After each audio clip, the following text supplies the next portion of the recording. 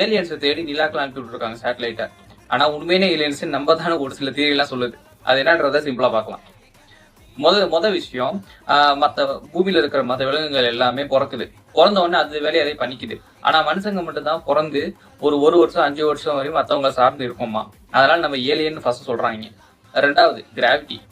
இந்த கிராவிட்டி நமக்கு செட் ஆகுறதுனாலதான் முதுகுலி வருது அப்படின்னு சொல்றாங்க. நமக்கு ஏத்துக்கல, நிறைய வியாதி வருதுன்னு சொல்றாங்க. மூணாவது விஷயம், சூரிய வெளிச்சத்துல நின்று வந்தா மத்த விலங்குகளுக்கு எல்லாம் ஒன்னும் ஆகாதான், சன்பன் வர்றது கிடையாதான். நம்ம நின்று வந்தா சன்பன் வருதான். இதெல்லாம் எப்ப ஒரு பாயிண்டா சொல்றீங்க?